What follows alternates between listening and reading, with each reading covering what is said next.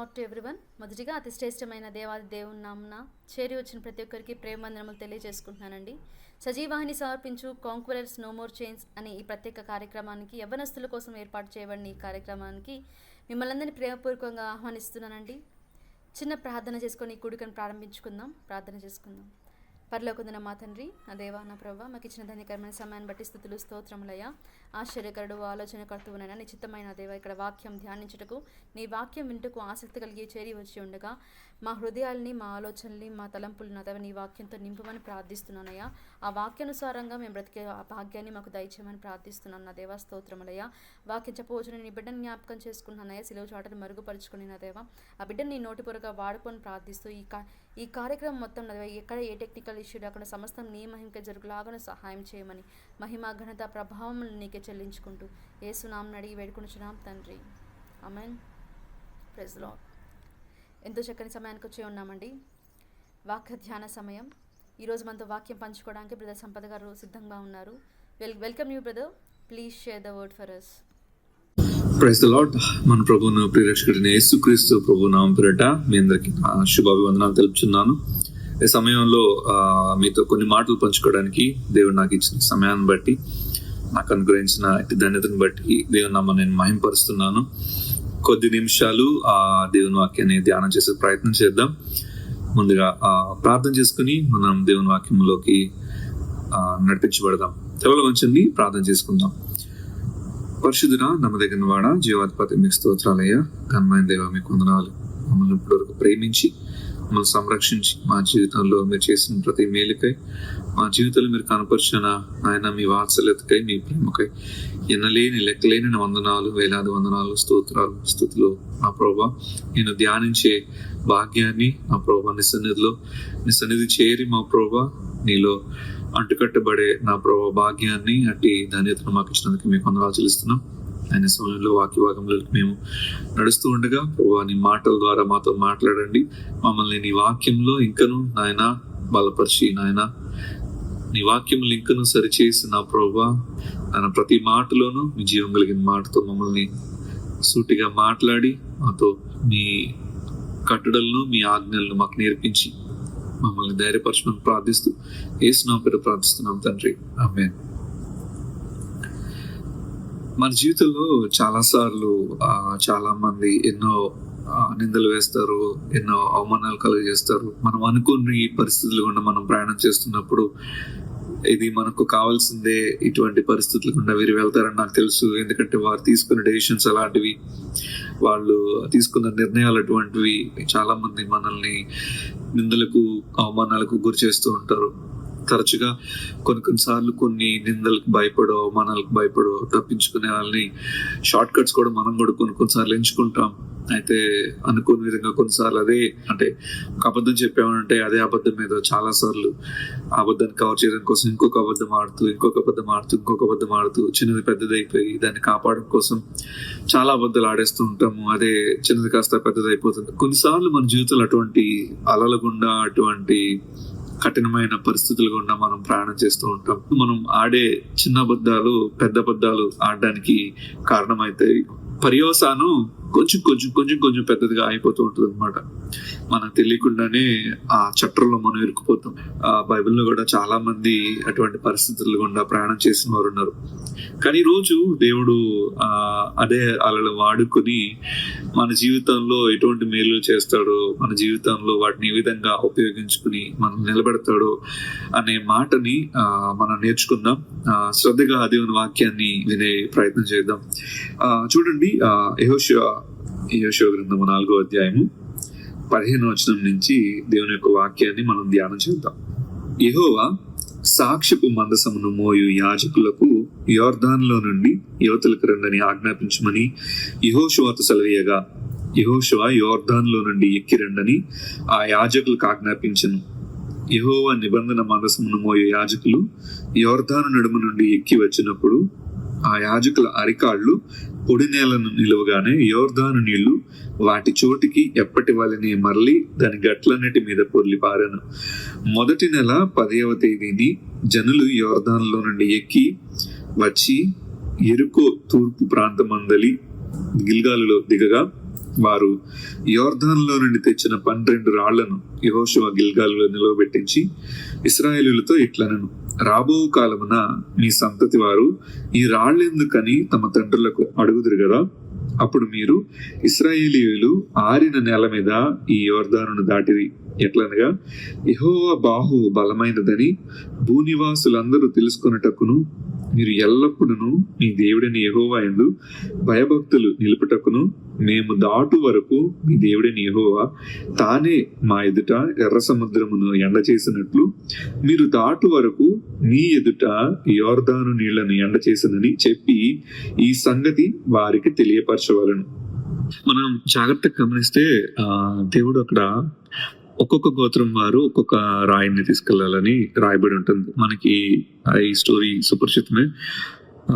ఇశ్రాయేల్ జనాంగము యోర్దాన్ నదిని ఈ విధంగా దాటారు, ఎర్ర సముద్రాన్ని ఎలా దాటారు అనేది మోషే కాలం నుంచి దేవుడు చేసిన గొప్ప ఆశ్చర్యకరమైన చూచి వారు అనుభవించి ఆ దేవుని యొక్క ప్రసన్నతని, దేవుని యొక్క పరాక్రమాన్ని వారు అనుభవించిన వారు అయినప్పటికీ చాలా సార్లు వారు సంశయానికి గురై, చాలా సార్లు సనుక్కొని, ఈవెన్ ఎర్ర సముద్రం దగ్గర ఉన్నప్పుడు కూడా మోషే మీద అందరూ సనుగుతారు, మమ్మల్ని ఎక్కడి వరకు తీసుకొచ్చి చంపడానికి ఇక్కడ తీసుకొచ్చావా, ఐగుప్తు దేశంలో మాకు సమాధులు లేవనుకుంటున్నారా, ఎందుకు ఇక్కడ తీసుకొచ్చావు మోషే అని గణుగుతారు, సనుగుతారు.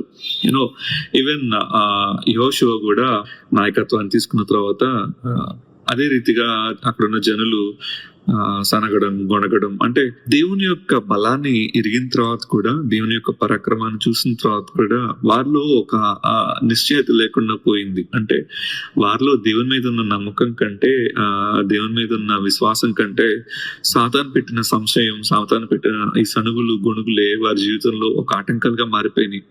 దేవుడు రాళ్ళనే ఎందుకు తీసుకుని వాటిని అక్కడ పెట్టమన్నాడంటే, ఇది దేవుడు మీ పక్షాన్ని చేశాడని ఒక గుర్తుగా మీరు దాన్ని గమనించడానికి, వీరి తరతరాలకి దేవుడు వీరి పట్ల చేసిన గొప్ప కార్యాన్ని తరతరాలకి ప్రకటించడానికి ఇటువంటి గుర్తులు దేవుడు వారి జీవితంలో చేస్తూ ఉంటాడు. చాలా సార్లు మనం అనుకుంటూ ఉంటాం, నా జీవితంలో ఎందుకు కష్టాలు వస్తున్నాయి, ఎందుకు ఇంత నష్టాలు వస్తున్నాయి, ఎందుకు ఇన్ని భారాలు వస్తున్నాయి, ఎందుకు ఇంత ఇబ్బంది వస్తుంది, నా బిడ్డల జీవితంలో ఎందుకు ఇంత శ్రమ వస్తుంది, పక్క వాళ్ళ జీవితాలని చూసి, వారి ఆలోచనలు చూసి, వారి విశ్వాసాన్ని చూసి, వారి విశ్వాసం కంటే నా విశ్వాసం బలంగానే ఉంది కదా, ఎందుకు అయినా సరే ఇటువంటి పరిస్థితులు నాకు వస్తున్నాయి. ఈ భూలోకంలోనే మనం గమనించాం అనుకోండి, ఒక కలెక్టర్ ని ఒక ప్యూన్ ని కంపేర్ చేసాం అనుకోండి, కలెక్టర్ కంటే ప్యూన్ ఎక్కువ పరీక్షలు రాశాడు కాబట్టి కలెక్టర్ ఆ ఉన్నతమైన స్థానంలో ఉన్నాడు, ప్యూన్ అక్కడ అయిపోయాడు.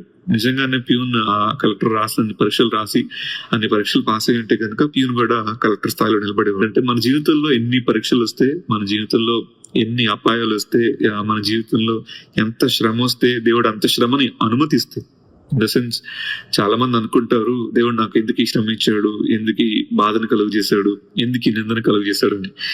దేవుడు నిందని, దేవుడు శ్రమని కలుగు చేయడమ్మా, కానీ శ్రమని అనుమతిస్తాడు మన జీవితంలో. కొన్ని బంధకాలని, కొన్ని శోధనలకి అనుమతిస్తాడు, అంతేగాని మన దుఃఖానికి, మన నిందలకి, మన అవమానాలకి దేవుడు మాత్రం ఎప్పటికీ సృష్టికర్త కాదు. దానికి సృష్టికర్త సాతాను, దానికి సృష్టికర్త అపవాది ఈ లోకంలో శ్రమను తీసుకురావడానికి కానీ, శ్రమను కలుగు చేయడానికి కానీ, నిందను కలుగు చేయడానికి కానీ, అనుమానం కలుగు చేయడానికి కానీ, పాపాన్ని సృష్టించడానికి కానీ వాడు దాని సృష్టికర్త. మన జీవితంలో సంతోషానికి సృష్టికర్త, మన జీవితంలో ఫలానికి, మనం ఫలవంతంగా మారటానికి, అభివృద్ధి పొందడానికి, ఆశీర్వాదకరంగా జీవించడానికి దేవుడు మనం సృజించాడు. కానీ సాతాను మాత్రం మనం దేవునికి కుమారులుగా కాకుండా ఉన్నట్లు, దేవుని స్వతంత్రించుకున్నట్లు, దేవుని రాజ్యాన్ని స్వతంత్రించుకోలేకుండా ఉండినట్లు సాతాను ఎటువంటి పరిస్థితులను మన జీవితంలో కలుగు చేశాడు. దేవుడిని అపార్థం చేసుకుని దేవుడే నాకు ఈ శ్రమను ఇచ్చాడు, దేవుడే నాకు ఈ శ్రమను కలుగు చేశాడు అని గొనుక్కుంటూ ఉంటాం, సనుక్కుంటూ ఉంటాం. అదే రీతిగా ఇశ్రాయేలీయులు కూడా చాలా మంది గొనుక్కుంటూ, సనుక్కుంటూ దేవుని కార్యాన్ని గుర్తించలేక, దేవుని కార్యాన్ని, దేవుని పరాక్రమాన్ని వారు జ్ఞాపకం చేసుకోలేక, వారు గుర్తు పెట్టుకోలేకుంటున్నారని దేవుడు వారికి ముంగుర్తిగా, దేవుడు వారు గుర్తుండిపోయేలాగా, వారికి ఒక్కరికే కాదు కానీ వారి తరతరాలకు దేవుడు చేస్తున్న క్రియలు, దేవుడు చేస్తున్న కార్యము వారి గుర్తుండాలని ఆ రాళ్ళని తీసుకురమ్మని యెహోషువతో చెప్పి, యాజకులతో చెప్పి వాటిని అక్కడ పెట్టించడం జరుగుతుంది. మనం చాలా సార్లు ఈ అవమానాలు, ఈ నిందలు అనే రాళ్లను చూసి, భయాలను చూసి, లేదంటే మనం చెప్పిన అబద్ధాల ద్వారానో, మనం ఎన్నుకున్న కొన్ని మార్గాల ద్వారానో, మనం తీసుకున్న కొన్ని నిర్ణయాల ద్వారానో మన జీవితంలో శ్రమలు వచ్చి, కొన్ని అవమానాలు వచ్చి, కొన్ని నిందలు వచ్చి, మన జీవితంలో అనుకోని పరిస్థితులు వచ్చి వేరే వాళ్ళ మీద నిందలు తోసేసి ఏదో ఒక చోటికి ప్రయాణం చేయాలని త్వరగా వెళ్ళాలని ఆశపడుతున్నాం. బస్ స్టాండ్కి వెళ్ళి బస్ కోసం వెయిట్ చేస్తూ ఉన్నాం. బస్ కోసం వెయిట్ చేస్తున్నప్పుడు మనం ఎక్కాల్సిన బస్ వచ్చినప్పుడు సరిగా ఆగకుండానే ఆ బస్సు వెళ్ళిపోతుంది. సరిగా ఆగకుండానే ఆ బస్సు వెళ్ళిపోయినప్పుడు అనుకుంటాం, డ్రైవర్ ని తిట్టుకుంటూ ఉంటాం అన్నమాట. ఎవరిచ్చాడు ఈ డ్రైవర్ కి ఉద్యోగము? మనం రాంగ్ డైరెక్షన్ లో వెళ్తున్నాం అనుకోండి, మనకి ఏదో అవసరం ఉండి ఇబ్బంది వచ్చినప్పుడు మనమే తప్పించుకొని వెళ్ళిపోతూ ఉంటాం రాంగ్ డైరెక్షన్ లో. అదే మనం ఎప్పుడైతే కరెక్ట్ డైరెక్షన్ వెళ్తున్నప్పుడు ఎవరన్నా మనకి ఎదురుగా రాంగ్ డైరెక్షన్ వచ్చారనుకోండి, సణుక్కుంటాం, కొనుక్కుంటాం, ఇటు తప్పు దారిలో వెళ్తున్నాడు, ఇబ్బంది పెడుతున్నాడు అని. అదే మనం చేస్తే గనక మనకి ఇది అవసరం ఉంది కాబట్టి వెళ్తున్నాం, మనలో మనం చేస్తున్న తప్పును గుర్తించకుండా మనం ఇతరులకి ఇబ్బంది పెడుతున్నామని గమనించకుండా మనకు కావాల్సిన మన అవసరం కాబట్టి వెళ్ళిపోతూ ఉంటాం. కానీ ఎదుటి వారు వాళ్ళు చేస్తున్నారు అనుకోండి, వెంటనే తీర్పు తెచ్చడానికి మనం రెడీ అయిపోతాం. ఎదుటి వారిని తీర్పు తెచ్చడానికి ఆతరపడుతూ ఉంటాం, కానీ మనలో అటువంటి ఉన్నాయా లేదా అని మనల్ని మనం ఎప్పుడు స్వపరీక్ష చేసుకోము, పరిశీలన చేసుకుని వాటిని సరి చేసుకునే ప్రయత్నం చేయము. ఎదుటి వారిలో ఉన్న తప్పుల్ని వేలెత్తి చూపించడానికి మాత్రం ఎప్పుడు ముందుంటూ ఉంటాం. కానీ దేవుని వాక్యం సెలవిస్తుందంటే వినటానికి వేగిరపడండి, మాట్లాడడానికంటే వినటానికి వేగిరపడండి. అంటే ఎక్కువ మనం వినడానికి ఇష్టపడాలి. స్కూల్లో పిల్లలకి స్టోరీ టెల్లింగ్ స్కిల్స్ అని కొన్ని నేర్పిస్తూ ఉంటారు. వాళ్ళు ఎంత బాగా ఒక స్టోరీని గానీ, పాఠాలు గానీ, వారు చదువుకుంటున్న విషయాల గురించి గానీ వారు ఎలా ఎక్స్ప్లెయిన్ చేయగలరు, మంచిగా ఏ విధంగా దాన్ని ప్రజెంట్ చేయగలరు, కొన్ని లెసన్స్ ఉంటాయి అన్నమాట. ఆ లెసన్స్ చెప్పేటప్పుడు వాళ్ళకి ఫస్ట్ ఆఫ్ ఆల్ ఏ విధంగా చెప్పాలనే దాన్ని నేర్పించరు, కానీ వాళ్ళు ఫస్ట్ వారు చదువుతున్న పాఠ్య భాగాన్ని ఏ విధంగా చదవాలి అనేది నేర్పిస్తారు. మనం చదువుతున్న దాన్ని నిదానించి జాగ్రత్తగా ధ్యానించామంటే దానిలో ఉన్న అర్థాన్ని, గూఢార్థాన్ని మనం ముందు అనుభవించగలము, దాన్ని అర్థం చేసుకోగలము, ఎదుటి వారికి అర్థమయ్యేలాగా వ్యక్తపరచగలము. అంతేగాని మనకే ముందు సరిగా అర్థం కాలేదంటే మనం దాన్ని ఏ విధంగా ప్రజెంట్ చేయగలము? అంటే సుస్పష్టంగా ఫస్ట్ మనం దానిని తెలుసుకొని, దానిని ధ్యానించి, దాన్ని అర్థం చేసుకుంటే తర్వాత ఎదుటి వారికి చెప్పగలిగే పరిస్థితులను మనం రాగలం. ముందు మనలో ఉన్న ముళ్ళు మనం సరి చేసుకోకుండా ఎదుటి వారికి బోధించే ప్రయత్నం చేస్తూ ఉంటాం. అంటే ఫస్ట్ మనం పాటించాలి దేవుని వాక్యాన్ని. చాలా సార్లు మనం ఇన్స్టాగ్రామ్ లోనో, చాలా సోషల్ ప్లాట్ఫామ్స్ లో మనకి నచ్చిన వాక్యం ఎక్కడైనా కనిపించింది అనుకోండి, ఎవరొకరు స్టేటస్ పెడుతూ ఉంటారు, లేకపోతే ఎవరొకరు ఏదో ఒక చిన్న మాటలు బోధించినప్పుడు మన హృదయాన్ని హత్తుకునే మాటలు వినిపించినప్పుడు నిజంగా దాని ప్రకారం మనం దేవునికి ఇష్టంగా ఉన్నామా లేదా అనేది సరి చేసుకోకుండా, చూసుకోకుండా, మనం ప్రక్షాళన చేసుకోకుండా, మనల్ని మనం పరీక్ష చేసుకోకుండా immediately take a screen shot and put it as our status. మనం కూడా దాన్ని ఒక స్క్రీన్ షాట్ తీసుకుని మన వాట్సాప్ లోనో, మన ఇన్స్టాగ్రామ్ లోనో స్టేటస్ పెట్టేసి ఏదో ఒక సీక్రెట్ మెసేజ్ లాగా డైరెక్ట్ గా చెప్పలేనప్పుడు, ధైర్యం చలిపోయినప్పుడు, ఎవరికైతే కొన్ని మాటలు చెప్పాలనుకుంటున్నాము ఇలా స్టేటస్ లాగా మరొక స్క్రీన్ షాట్ పెట్టేసి ఉంటాం అన్నమాట. We often do such kind of things, childish things. అంటే దేవుని వాక్యం మనకు తెలుసని చూపించుకోవడానికో, లేకపోతే మనం నీతిమంతులమని ఎదుటివారు ఆ నీతిమంతులను ప్రొజెక్ట్ చేయడానికో, లేకపోతే నేను మంచిగానే ఉన్నాను, నువ్వే నాకు హాని చేసావు అని something we wanted to prove something else which is not real. ఏదో నిజం కాని దాన్నో, లేకపోతే జరగని దాన్నో, ఊహాతీతంగా అనుకున్న దాన్నో, ఊహించుకున్న దాన్నో ఆలోచించుకుని మనసులో పెట్టుకుని ఎదుటి వారికి ఏదో చెప్పాలనుకుని అటువంటి పనులు చేస్తూ ఉంటాం. But we really don't know what others been stepped in there. మనకి నిజంగా వారు ఎటువంటి పరిస్థితులు గుండా వెళ్ళారు, వారి పరిస్థితి ఏంటి, అలా ప్రవర్తించడానికి గల కారణం ఏంటి అని వాళ్ళ పరిస్థితుల్ని మనం అర్థం చేసుకోకుండా మన గురించి మనం ఆలోచించుకుని నాకే ఇలా చేస్తారా, నన్ను ఇన్ని మాటలు అంటారా అని కొన్ని అనుమానాలతోనో, లేకపోతే కొన్ని తొందరపాటు నిర్ణయాల ద్వారానో మనం అటువంటి పనులు చేస్తూ ఉంటాం. కానీ దేవుడు సెలవిస్తుంది ఏంటంటే మనం కీడుకు ప్రతి కీడు చేయక మాని మేలు చేయడానికి యోచించాలని దేవుని వాక్యం మనకు సెలవిస్తుంది. ఎవరో ఏదో చేస్తారని వారికి ప్రతి కీడు చేయాలని మనం ఆలోచించి మనల్ని మనం పాడు చేసుకుని మన సాక్ష్యాన్ని మనం పోగొట్టుకునే వాళ్ళ ఉండకూడదు. ఇశ్రాయేలు కూడా దేవుడు చేసిన ఆ కార్యాన్ని మర్చిపోతారని దేవుడు వారికి జ్ఞాపకంగా ఉండేలాగా వారి తరతరాలకి దేవుడు ఇది చేశాడు. యోర్దాను నుండి దేవుడు వారిని ఏ విధంగా నడిపించాడు, ఆరిన నేలను నడిపించాడు అని దేవుని వాక్యం సెలవిస్తుంది. వారికి మీద ఎప్పుడు సంశయపడకూడదని, దేవుడు చేశాడని వారు గుర్తు చేసుకోవాలని. We need to keep telling ourselves that God did this thing to us. దేవుడు మన జీవితంలో ఈ కార్యాన్ని చేశాడని ప్రతిసారి మనం ఏం చేసుకోవాలి, గుర్తు చేసుకోవాలి.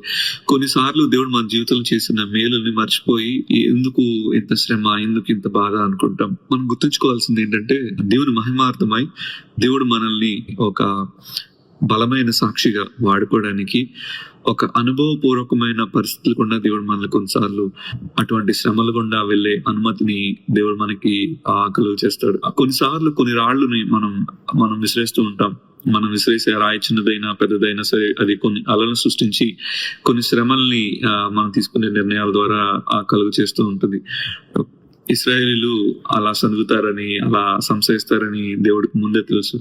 అయినా సరే దేవుడు వారి పట్ల కార్యం చేశాడు. ఎందుకంటే మోషే ద్వారా దేవుడు అంతకంటే ముందే ప్రవచనాత్మకంగా వీరు యోర్దాను దాటినప్పుడు ఏం చేయాలనే మాటని అక్కడ రాయబడి ఉంటుంది. మనం ఒకసారి జ్ఞాపకం చేసుకుందాం ఆ మాటని.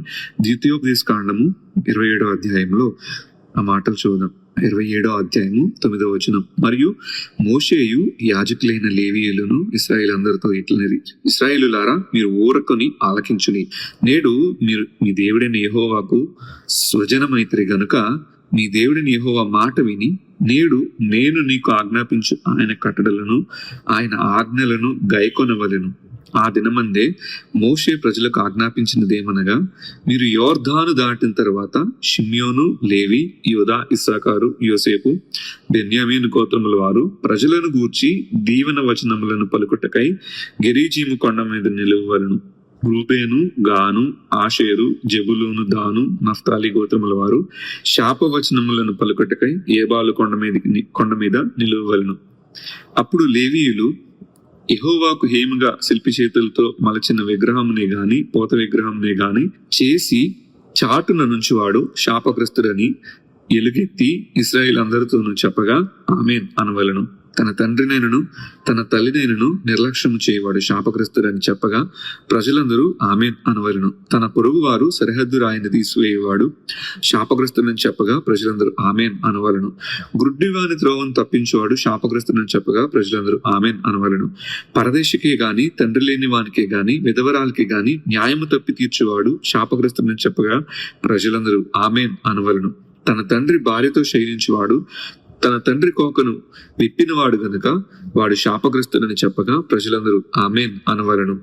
ఏ జంతువుతోనైనను శయనించేవాడు శాపగ్రస్తుడని చెప్పగా ప్రజలందరూ ఆమేన్ అనవలెను. తన సహోదరితో అనగా తన తండ్రి కుమార్తెతో గాని తన తల్లి కుమార్తెతో గాని శయనించేవాడు శాపగ్రస్తుడని చెప్పగా ప్రజలందరూ ఆమేన్ అనవలెను. తన అత్తతో శయనించేవాడు శాపగ్రస్తుడని చెప్పగా ప్రజలందరూ ఆమేన్ అనవలెను. చాటున తన పొరుగువారిని కొట్టువాడు శాపగ్రస్తుడని చెప్పగా ప్రజలందరూ ఆమేన్ అనవలెను. నిర్దోషికి ప్రాణహాని చేయుటకు లంచం పుచ్చుకునేవాడు శాపగ్రస్తుని చెప్పగా ప్రజలందరూ ఆమేన్ అనవలెను. ఈ విధికి సంబంధించిన వాక్యములను గైకొనుక పోవుట వలన వాటిని స్థిరపరచని వాడు శాపగ్రస్తుడని చెప్పగా ప్రజలందరూ ఆమేన్ అనవలెను. ఇక్కడ దేవుడు 12 మాటల్ని వారి పక్షాన మోషే ద్వారా మాట్లాడి వారందరితో బోధించినట్లు మనం చూస్తున్నాం. 15వ వచనం నుంచి 26వ వచనం వరకు మనం గమనిస్తే మొత్తం 12 మాటలు, మొత్తం 12 వచనాలు వారి ద్వారా చెప్పించి వారి ద్వారా ఒక ఒప్పుకోలు మాటల్ని అక్కడున్న లేవీల ద్వారా ఇశ్రాయేలీలతో ఈ రీతిగా వారు చెప్పించారు. అంటే వాళ్ళు తీసుకున్న 12 రాళ్ళు ఒక్కొక్క మాటగా మనం జ్ఞాపకం చేసుకుంటే 12 మాటల్ని ఒక్కొక్క రాయి ద్వారా వారు తీసి అక్కడ పెట్టినట్లు మనం దానిని భావించవచ్చు. దేవుడు చేసే కార్యాలు కొన్ని మనకి భయాన్ని కలుగు చేస్తాయి, కొన్ని ఆశ్చర్యాన్ని కలుగు చేస్తాయి, మన వెన్నులో వణుకును పుట్టిస్తాయి. కీర్తనకారుడు అంటాడు 139వ కీర్తనలో, నీవు నన్ను కలుగు చేసిన విధం నాకు భయమును ఆశ్చర్యమును కలుగుచున్నవి అని.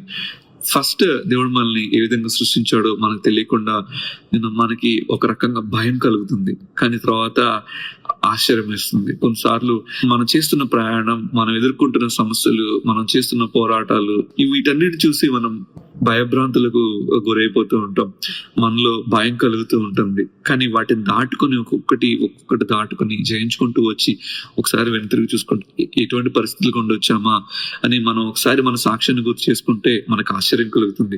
నిజంగా నేనైనా ఇన్ని శ్రమలను దాటుకుంటూ వచ్చాను, నిజంగా నేనైనా ఇన్ని కలవరాలను జయించగలిగాను అనే ఒక ఆశ్చర్యం కలుగుతుంది. నిజానికి ఇశ్రాయేలీలు కూడా వారి 40 సంవత్సరాల సుదీర్ఘ ప్రయాణంలో వారు ఎన్ని ఆటుపోట్లు జయించారో, వారు ఎన్ని శ్రమలను అధిగమించారో అని వారు వెనుతిరిగి చూసుకుంటే వారి సాక్ష్యాన్ని దేవుడు ఎంత ఆశ్చర్యకరంగా వారి భయంకరమైన పరిస్థితుల నుండి వారికి విడుదల కలుగ చేశాడు, వారి బానిస బ్రతుకు నుంచి దేవుడు ఎంత గొప్ప విడుదల కలుగ చేశాడు అని వారు గుర్తించుకోగలిగితే నిజంగా వారికి ఆశ్చర్యం కలుగుతుంది.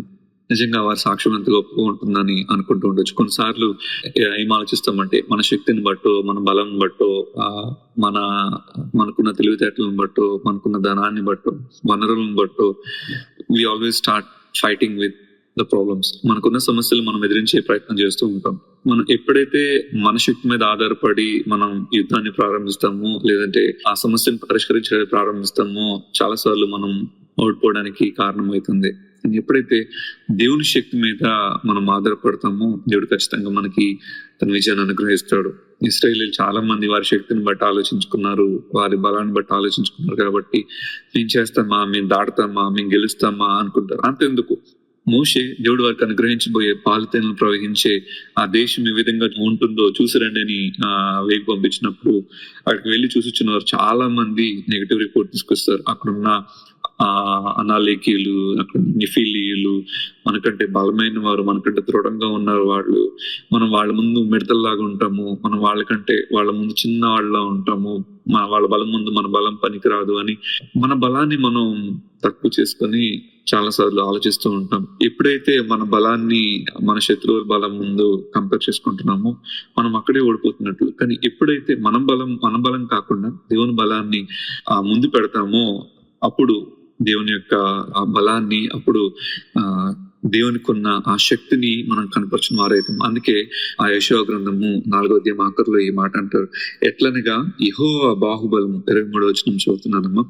ఎట్లనగా యెహోవా బాహు బలమైనదని భూనివాసులందరూ తెలుసుకొనుటకును, మీరు ఎల్లప్పుడూ మీ దేవుడైన యెహోవా యందు భయభక్తులు నిలుపుటకును, మేము దాటు వరకు మీ దేవుడిని యెహోవా తానే మా ఎదుట ఎర్ర సముద్రమును ఎండ చేసినట్లు మీరు దాటు వరకు మీ ఎదుట యోర్దాను నీళ్లను ఎండ చేసినని చెప్పి ఈ సంగతి వారికి తెలియపరచవలను. ఎట్లనగా యెహోవా బాహు బలమైనదని భూనివాసులందరూ తెలుసుకున్నట్లు. అంటే ఒకరిద్దరు తెలుసుకొని లేకపోతే మన వరకు తెలుసుకోవాలని కాదు, భూనివాసులందరూ యెహోవా బాహు బలమైనది అని తెలుసుకోవాలని, యెహోవా యందు భయభక్తులు నిలుపుటకు మేము దాటు వరకు దేవుడు తానే మన ఎదుట మనం దాటిపోయే వరకు మన కష్టాలని, మన బాధల్ని, మన ఇరుకుల్ని, మన శ్రమల్ని దాటిపోయే వరకు కూడా దేవుడు వాటిని ఎండ చేసెను. హల్లెలూయా, హల్లెలూయా. ఎంత గొప్ప మాటో కదా. మన శత్రువుల బలాన్ని, మన బలాన్ని చాలాసార్లు మనం కంపేర్ చేసుకొని దేవుని కృపని గుర్తించలేక, దేవుని బలాన్ని గుర్తించలేక, గమనించలేక, దేవుని ప్రసన్నతని, దేవుని శక్తిని మనం జ్ఞాపకం చేసుకోలేక, గుర్తు చేసుకోలేక చాలాసార్లు మనం ఫెయిల్ అవుతూ ఉంటాం. దావీదు తీసుకునే రాయి చిన్నదే, కానీ 9 అడుగుల ఫిలిష్తీని హతం చేయడానికి అది సరిపోయింది. ఎందుకంటే దావీదు ఎందుకున్న రాయి యెహోవాను బట్టి ఎందుకున్నాడు, దేవుని బట్టి ఎందుకున్నాడు. యెహోవా నామం పేరిట అతను ఫిలిష్తీని జయించగలిగాడు. అంతేగాని దావీదు శక్తి ద్వారా, దావీదు బలం ద్వారా కాదు. కానీ దావీదు ఎన్నుకున్న రాయి తను అంత పెద్ద శత్రువునైనా, అంత పెద్ద సమస్యనైనా, అంత పెద్ద పోరాటాన్నైనా, అంత పెద్ద యుద్ధాన్నైనా గెలవడానికి దావీదుకు ఆ రాయి సరిపోయింది. అక్కడ రాయి చిన్నదే, కానీ ఆ రాయి దేనికి మూలమైనదో దాన్ని జాగ్రత్తగా గమనించాలి.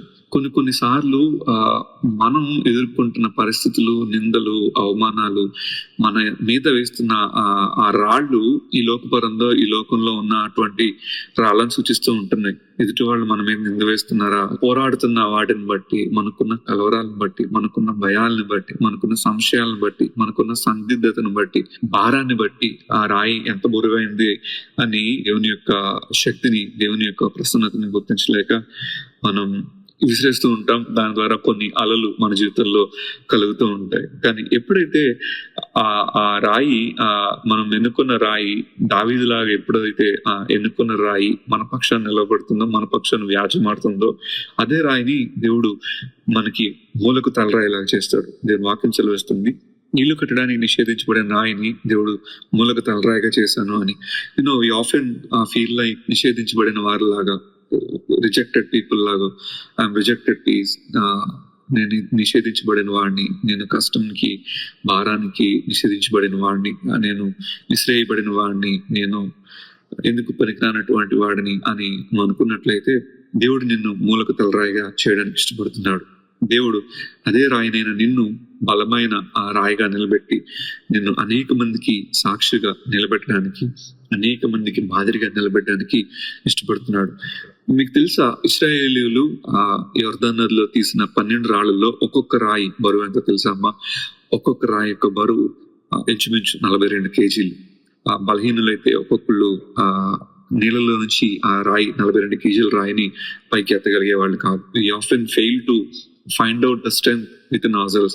చాలా సార్లు మనకున్న శ్రమలను బట్టి, మనలో ఉన్న ఆ బలాన్ని గుర్తించలేక, దేవుడు మనలో పెట్టిన ఆ బలాన్ని గమనించలేక, మన శత్రువు మనకంటే బలవంతుడు అని శత్రువుని బట్టి మనం భయపడిపోతూ ఉంటాం. కానీ మనకు తెలియాల్సిన విషయం ఏంటంటే, శత్రువుకి మనకంటే మనలో ఉన్న వాడి యొక్క బలము మనకంటే ఎక్కువ తెలుసు అంట. ఎందుకంటే యెహోషువ గ్రంథము 5వ అధ్యాయం 1వ వచనం నుంచి చదువుతున్నాను, గమనించండి. వారు దాటుచుండగా ఇశ్రాయేలీయుల ఎదుటి నుండి యెహోవా యొర్దాను నీళ్లను ఎండ చేసిన సంగతి యొర్దానుకు పడమటి దిక్కునున్న అమోరీయుల రాజులందరూ, సముద్రమునొద్దనున్న కనానీయుల రాజులందరూ వినినప్పుడు వారి గుండెలు చెదరిపోయాను, ఇశ్రాయేలీయుల భయము చేత వారికి ధైర్యం ఏమీ లేకపోయేది. ఎంత గొప్ప మాట కదా, ఎంత అమూల్యమైన మాట కదా ఈ మాట. వారి బలాన్ని బట్టి ఇశ్రాయేలీయుల జనము వారు మాకంటే బలవంతులు, వారి ముందు మేము మెడతల్లాగా ఉంటాము అని భయపడిపోయిన వాళ్ళు, వారి శత్రువులు, మన దేవుని యొక్క శక్తిని బట్టి వారికి ధైర్యం ఏదీ లేకపోయిందని దేవుని వాక్యం సెలవిస్తుంది. ఆ మాటని అండర్లైన్ చేసుకుందాం. అమోరీయుల రాజులందరూ, సముద్రమునొద్దనున్న కనానీయుల రాజులందరూ వినినప్పుడు వారి గుండెలు చెదరిపోయాను, ఇశ్రాయేలీయుల భయము చేత వారికి ధైర్యం ఏమీ లేకపోయాను. అంటే మన పక్షాన ఉన్న దేవుడు మనలో పెట్టిన శక్తిని బట్టి, మనకున్న బలాన్ని బట్టి వారికి ధైర్యం ఏది లేకుండా పోయింది. వారికి మనల్ని బట్టి వారికి ఒక క్లూలెస్, మనల్ని ఏ విధంగా జయించాలి, మన మీద వారు ఇంకా ఏ విధంగా పోరాడాలి, వారు మన మీద ఏ విధంగా యుద్ధం చేయాలనడానికి వారి దగ్గర ప్లాన్ లేదు. వాళ్ళ దగ్గర ఇంక ప్రణాళికకి ఏమీ తావులేకుండా పోయింది. అంత భయం వారిలో కలిగింది. మన దేవుణ్ణి బట్టి మనం ఏ విధంగా యొర్దాను దాటామన్న విషయం వారు తెలిసినప్పుడు వారి గుండెలు చెదిరిపోయింది, వారిలో కలవరం పుట్టింది. సాతానికి కూడా తెలుసు, మనం నిజంగా దేవునికి ప్రార్థిస్తే, నిజంగా దేవుని యొక్క శక్తిని బట్టి మనం పోరాడగలిగితే వాడు మన ముందు నిలవలేడని వాడికి కూడా తెలుసు. అయినా సరే మనలో సంశయాన్ని కలుగజేసి, మనలో సందిగ్ధతని కలుగజేసి, ఫిలిప్పీలకు రాసిన పత్రికలో ఒక మాటని మనం జ్ఞాపకం చేసుకుందాం. ఫిలిప్పీలకు రాసిన పత్రిక 2వ అధ్యాయము 14వ వచనం, మీరు మూర్ఖమైన వక్ర జనము మధ్య నిరాపరాధులను, నిష్కలంకులను, అనంద్యులనైన దేవుని కుమారులగినట్లు సనుగులను, సంశయములను మాని సమస్త కార్యములను చేయుడి. మనం దేవుని యొక్క శక్తిని, దేవుని యొక్క మహిమను కనపరచాలంటే సణుగులను, సంశయాలను మానాలి. ఎందుకంటే మీరు మూర్ఖమైన వక్రజనము మధ్య నిరపరాధులను, నిష్కలంకులను, అనింద్యులైన దేవుని కుమారులగినట్లు. ఇశ్రాయేలీయులు కూడా కొన్నిసార్లు మూర్ఖ జనమైపోయి, వక్రజనమైపోయి, అపరాధులుగా తీర్చబడి, శత్రువు కూడా దేవుని యొక్క శక్తి, దేవుని యొక్క బలము తెలుస్తుంది. వాళ్ళు దాన్ని గుర్తించగలరు. కానీ వాగ్దానాన్ని అనుభవించే మనము, వాగ్దానం పొందుకున్న మనం మాత్రం శక్తిని గుర్తించలేక, ఆ వాగ్దానాన్ని పొందుకోలేక చాలా సార్లు మనం దాని నుంచి తప్పిపోయిన పరిస్థితిలో ఉంటాం. ఇశ్రాయేలీయులు కూడా చాలా మంది ఆ వాగ్దానాన్ని పొందుకోలేక నశించిపోయారు. కానీ దేవుడు కొంతమందిని కనాన్ దేశంలో ప్రవేశించడానికి అనుమతించాడు. యెషయా గ్రంథంలో 5వ అధ్యాయంలో మనం జాగ్రత్తగా గమనిస్తే 2వ వచనం నుంచి, ఆ సమయమున యెహోవా రాతి కత్తులు చేయించుకొని మరలా ఇశ్రాయేలీయులకు సున్నతి చేయించమని యెహోషువకు ఆజ్ఞాపింపగా, యెహోషువ రాతి కత్తులు చేయించుకొని సున్నతిగిరి అను స్థలము దగ్గర ఇశ్రాయేలీయులకు సున్నతి చేయించను. యెహోషువ సున్నతి చేయించుటకు హేతువేమనగా, ఐగుప్తులో నుండి బయలుదేరిన వారందరిలో యుద్ధ సన్నద్ధులైన పురుషులందరూ ఐగుప్తు మార్గమున అరణ్యంలో చనిపోయిరి. బయలుదేరిన పురుషులందరూ సున్నతి పొందిన వారే, కానీ ఐగుప్తులో నుండి బయలుదేరిన తర్వాత అరణ్య మార్గమందు పుట్టిన వారిలో ఎవరునూ సున్నతి పొంది ఉండలేదు. యెహోవా మనకు ఏ దేశమును ఇచ్చేదనని వారి పితరులతో ప్రమాణం చేసెనో, పాలు తేనెలు ప్రవహించు ఆ దేశమును తాను వారికి చూపింపనని యెహోవా ప్రమాణం చేసి ఉండెను గనుక ఐగుప్తులో నుండి వచ్చిన ఆ యోధులందరూ యెహోవా మాట వినకపోయినందున వారు నశించు వరకు ఇశ్రాయేలీయులు 40 సంవత్సరములు అరణ్యంలో సంచరించుచూ వచ్చిరి. ఎంత ట్రాజికో కదా ఇది. దేవుని యొక్క వాగ్దానాన్ని అనుభవించలేక, దేవుని యొక్క వాగ్దానాన్ని స్వతంత్రించుకోలేక, దేవుని యొక్క కోపానికి వారు పాత్రులైపోయి, దేవుని యొక్క కోపానికి వారు బలైపోయి, దేవుడు ఇచ్చిన వాగ్దానాన్ని అక్కడున్న యోధులెవరు కూడా ఆ వాగ్దాన దేశాన్ని చూడలేకపోయారు. ఆ కనాను దేశాన్ని వారు స్వతంత్రించుకోలేకపోయారు. అందుకనే దేవుడు మరలా అక్కడున్న వారికి సున్నతి చేయమని చెప్తున్నాడు. అక్కడున్న వారికి ఎందుకు సున్నతి చేయమని చెప్తున్నాడో మనం జాగ్రత్తగా గమనిద్దాం. ఆయన వారికి ప్రతిగా పుట్టించిన వారి కుమారులు సున్నతి పొంది ఉండలేదు గనుక వారికి సున్నతి చేయించను. ఏలైనగా మార్గమున వారికి సున్నతి జరగలేదు కాబట్టి ఆ సమస్త జనము సున్నతి పొందుట తీరిన తరువాత తాము బాగుపడే వరకు పాళెంలోని తమ చోట్ల నిలిచిరి. అప్పుడు యెహోవా, నేడు నేను ఐగుప్తు అవమానము మీ మీద నుండకుండా దొరలించి వేసి ఉన్నానని యెహోషువతో అనెను. అందుచేత నేటి వరకు ఆ చోటికి గిల్గాల్ అని పేరు. ఇశ్రాయేలీయులు గిల్గాలులో దిగి ఆ నెల 14వ తేదీన సాయంకాలమున యెరికో మైదానంలో పస్కా పండుగను ఆచరించిరి. పస్కా పోయిన మరునాడు వారు ఈ దేశపు పంటను తినిరి. ఆ దినముందే వారు పొంగకయు వేచబడి ఉన్న భక్ష్యములను తినిరి. మరునాడు వారు ఈ దేశపు పంటను తినుచుండగా మన్నా మానిపోయెను. అటు తరువాత ఇశ్రాయేలీయులకు మన్నా దొరకకపోయెను. ఆ సంవత్సరమున వారు కనాను దేశపు పంటను తినిరి. వారు దేవుడు అనుగ్రహించిన ఆ వాగ్దాన దేశము యొక్క పంటను తినే ముందు దేవుడు మరలా వారికి ఏం చేస్తున్నాడు? సున్నతి చేయించమని యెహోషువతో చెప్తున్నాడు. ఎంత ఇంట్రెస్టింగ్ థింగ్ అంటే ఇది. వారితో వచ్చిన వారు, వారితో యుద్ధ సన్నద్ధులైన వారు, వారు యుద్ధానికి వీరులు, యుద్ధం చేయగలిగే శూరులు, వారందరూ కూడా ఆ దేశాన్ని స్వతంత్రించుకోలేకపోయారు. ఎందుకంటే వారు దేవుని ఉగ్రతకు, దేవుని యొక్క మాటను స్వతంత్రించుకోలేక వాక్యాన్ని కోల్పోయారు. కానీ వారు ప్రయాణించిన ఆ 40 సంవత్సరాల్లో ఎవరైతే అప్పుడే అలా జన్మించారో వారికి సున్నతి చేయలేదు. కాబట్టి వారికి సున్నతి చేయబడిన తర్వాతే ఆ పంటని, ఆ దేశపు పంటని వారు తినడానికి అర్హులయ్యారు. ఎప్పుడైతే వారు ఆ దేశపు పంటను తిన్నారో అప్పటి నుంచి మరలా ఎప్పుడు కూడా దేవుడు వారికి మన్నా అందజేయలేదు. ఎందుకంటే దేవుడు వాగ్దానం చేసిన దాన్ని వారికి నెరవేర్చారు. ఆ పంటని, ఆ దేశపు యొక్క ధాన్యాన్ని వారు ఆ పంటను తించుండగానే మన్నా మానిపోయాను అని దీని వాక్యం సెలవిస్తుంది. ఎప్పటి వరకు దేవుడు వారికి మన్నాను అనుగ్రహించారంటే వారు వాగ్దాన దేశ పంటను పొందుకునే వరకు కూడా దేవుడు వారికి ఆ మన్నాను అనుగ్రహించాడు. కొన్నిసార్లు దేవుని వాగ్దానాన్ని పొందుకోలేకపోతున్న మనము, దేవుని యొక్క బలాన్ని, దేవుని యొక్క శక్తిని గ్రహించలేని మనము మనకున్న అవమానాల్ని, మనకున్న నిందల్ని, ఆ రాళ్లను మోస్తూ, ఆ భారాన్ని మోస్తూ వాటి గుండానే ఇంకా ప్రయాణం చేస్తూ ఉంటున్నామేమో.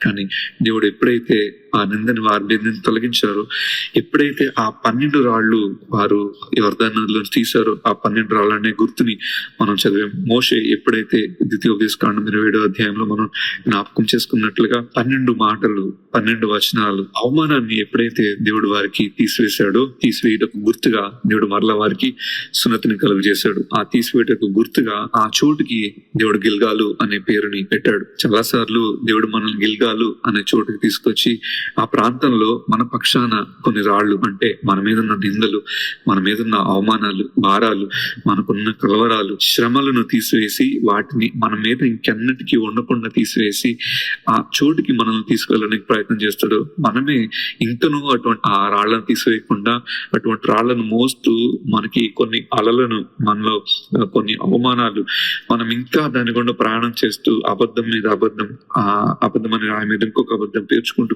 నడుచుకుంటూ వెళ్ళి ఎన్నో కష్టాలకి, ఎన్నో అవమానాలకి, నిందలకి మనం అప్పగించేసుకుంటున్నాం. మన సొంత శక్తి మీద మనం ఆధారపడిపోయి దేవుని శక్తిని, దేవుని బలాన్ని గుర్తించలేకుండా ఉన్నాం. అటువంటి పరిస్థితులు గుండా వెళ్తున్న మనకి మనం గుర్తు చేస్తున్న విషయం ఏంటంటే, దేవుడు ఆ రాళ్లను తీసి మనకి ముంగుర్తిగా పెట్టి ఆ శ్రమలను తొలగించి, ఆ బండలను తొలగించి, ఆయనే తానే బండై మన పక్షాన్ని నిలబడుతున్నాడు. క్రీస్తునే బండ మీద మనం నిలబడడానికి ఆ రాళ్లని మనం తీసి ఆ రాళ్లని మనకి ముంగుర్తిగా పెడుతున్నాడు దేవుడు. నింద అనే రాయి, అవమానము అనే రాయి, కష్టము అనే రాయి, నష్టము అనే రాయి, శ్రమ అనే రాయి, బాధ అనే రాయి, ఇబ్బంది అనే రాయి, అబద్ధము అనే రాయి, దోషము అనే రాయి, మన జీవితంలో ఎటువంటి శ్రమ అయినా, ఎటువంటి బాధ అయినా, ఎటువంటి శోధన అయినప్పటికీ జయించగలిగే శక్తి దేవుడు మనకు కలుగు చేశాడని మనకంటే ముందుగా మన శత్రువులు దాన్ని గుర్తిస్తున్నారు, కానీ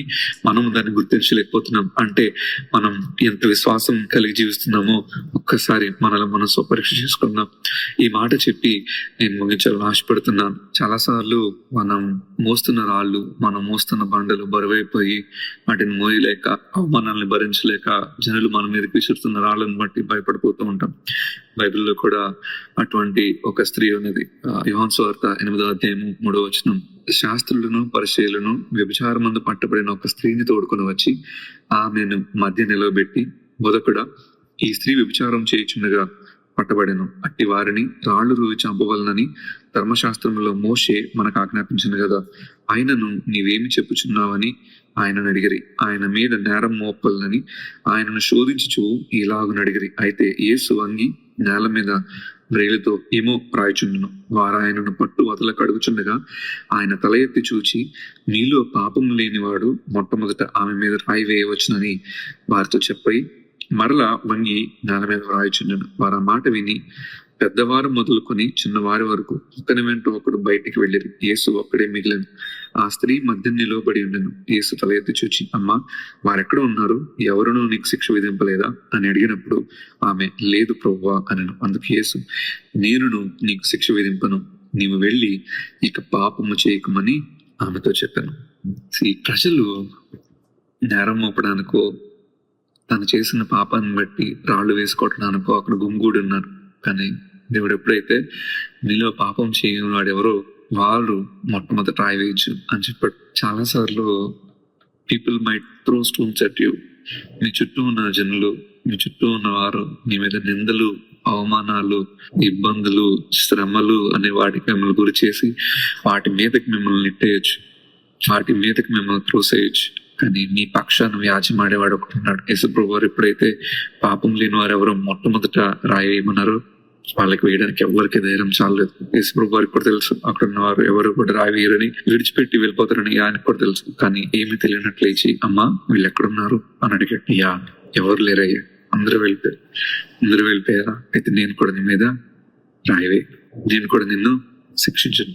it is not because he is not worthy to be, it is not because ఆయన నీతిమంతుడు కాదని ఆయన రాయి వేయకుండా లేడు. ఆయన నీతిమంతుడే అయినప్పటికీ ఆ రాతి మీద తన విశ్వాసాన్ని, తన జీవితాన్ని మరలా నిలబెట్టాలనుకున్నాడు. అందుకే అంటాడు, తీసివేసిన రాయిని తనకు మూల రాయి చేశాను, ఆ క్రీస్తుని బండ మీద స్థిరపరచాలనుకున్నాడు. దేవుడు అంటాడు అందుకే, అమ్మా, నేను కూడా నేను శిక్షించను, ఇక వెళ్ళి పాపం చేయకు అని ఆమెతో చెప్పాడు. In your times we feel like people are throwing stones at us, we feel like we are carrying the stones, we are carrying the weight of our sins, we are carrying the most strongest troubles we are facing in our lives, most strongest trials, tribulations we are facing in our lives అని చాలా సార్లు శ్రమలు మనమే అనుభవిస్తున్నాము, కష్టాలు అనుభవిస్తున్నాము, భారం అనుభవిస్తున్నాము, చాలా అలల గుండా కొట్టుమిట్టాడుతూ ఉంటున్నాము, చాలా ఇబ్బందులు గుండా కొట్టుమిట్టాడుతూ ఉంటున్నామని అనుకుంటూ ఉంటాం.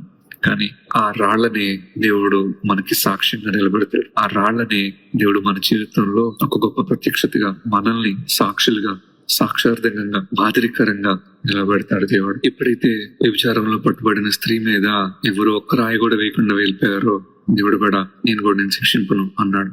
మనం జాగ్రత్తగా గమనిస్తే పాత నిబంధనలో ఉన్న ధర్మశాస్త్రానికి కొత్త నిబంధనలో ఉన్న యేసుక్రీస్తు వారి కృపకు తేడా గమనిస్తే, పాత నిబంధనలో దేవుడు చేసిన వాగ్దానాన్ని పొందుకోలేక నశించిపోయిన వారు చాలా మంది ఉన్నారు. ఒక కాలేబు, యెహోషువ తప్ప సున్నతి చేయబడిన వారు ఎవరు కూడా కనాన్ దేశాన్ని స్వతంత్రించుకోలేకపోయారు. కానీ కొత్త నిబంధనలో దేవుని కృప ఏం చెప్తుందంటే, నేను క్షమిస్తున్నాను, మరలందరికీ నువ్వు పాపం చేయకుండా బ్రతుకు. పాత నిబంధన కాలంలో వారు పాపం చేయకుండా ఉండడానికి మరలా ఎవరైతే యోర్దాను దాటారో దేవుడు వారందరికీ మరలా సున్నతి చేయిస్తాడు యోషువ ద్వారా. వారు ఎప్పుడైతే పస్కాను ఆచరిస్తారో మన్నా ఆగిపోతుంది. ఎప్పుడైతే మన్నా ఆగిపోతుందో, ఎప్పుడైతే వారు కనాన్ దేశం పంటను తింటారో మన్నాను దేవుడు ఆపేస్తాడు. అప్పటి నుంచి వారి దేశాన్ని స్వతంత్రించుకోవడం మొదలు పెడతారు. నిజమే, మన జీవితంలో మనం పాపం చేసిన పరిస్థితుల్లో ఉండొచ్చు, మన జీవితంలో నిందలు మోసిన పరిస్థితుల్లో ఉండొచ్చు, అవమానాలు పొందిన పరిస్థితుల్లో ఉండొచ్చు, శ్రమలు భరించిన పరిస్థితుల్లో ఉండొచ్చు, కష్టాలు భరించిన పరిస్థితుల్లో ఉండొచ్చు. వాటన్నిటినీ చేయించడానికి క్రీస్తు అనే బండగా మన పక్షం నిలబడడానికి ఆయన సిద్ధంగా ఉన్నాడు. నీ పాపాలు ఆయన మీద వేసుకుని, నీ శాపాలు ఆయన మీద వేసుకొని, నీ రోగాలు, నీ నిందలు, నీ అవమానాలు ఆయన మీద భరించుకొని నీ పక్షాన్ని యాచమాడి నువ్వు పడే ఆ శిక్షను కూడా, నీ శిక్షను కూడా ఆయన తీసుకొని మనకు విమోచన కలిగించి మనం మరలా పాపంలో జీవించకుండా మనం ఎప్పుడు నీతిమంతులుగా జీవించలాగన మన కోసం ఆయన సిలువలో బలియాగమయ్యాడు. ఆయన సిలువ మరణము మనకి కృపను అనుగ్రహించింది. సిలువలో కాచిన రక్తం, ఆయన సిలువలో పొందిన మరణం మనకి కృపను అనుగ్రహించింది. మనం శిక్షకు పాత్రలం కాకుండానట్లు మన పక్షాన ఆయన శిక్షార్హుడయ్యాడు. మనము సిలువకు పాత్రలు కాకుండానట్లు, ధర్మశాస్త్రం ప్రకారము మనం శిక్షింపబడుకున్నట్లు దేవుడు క్రీస్తునే బండలాగా మన పక్షాన వ్యాజ్యమాడి మన కోసం తన ప్రాణాన్ని అర్పించాడు. ఈ వాక్యాన్ని వింటున్న మనం ఇంకా పాపంలోనే జీవిస్తున్నామా, ఇంకా శాపంలోనే బ్రతుకుతున్నామా, దేవుడిచ్చిన వాగ్దానాన్ని పొందుకోలేక, స్వతంత్రించుకోలేక ఇంకా పాపంలోనే నశించిపోతున్నామా? అయితే ఈ రోజు దేవుడిని రక్షించాలనుకుంటున్నాడు. ఈ రోజు ఆ అవమానాన్ని కొట్టేయాలనుకుంటున్నాడు. ఆ నిందని తొలగించాలనుకుంటున్నాడు. గిల్గాల్ అనే ప్రాంతంలో దేవుడిని నిలబెట్టాలనుకుంటున్నాడు.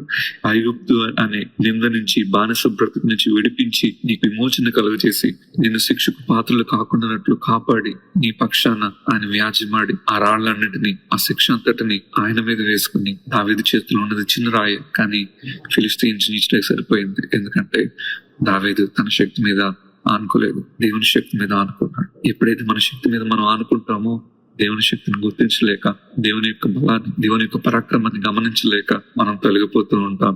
ఇశ్రాయేల్ చాలా మంది కూడా అటువంటి వారిలాగే ఉండిపోయి దేవుని శక్తిని గమనించలేక, దేవుని శక్తిని గుర్తించలేక చెడ్డ సమాచారాన్ని తీసుకొచ్చారు.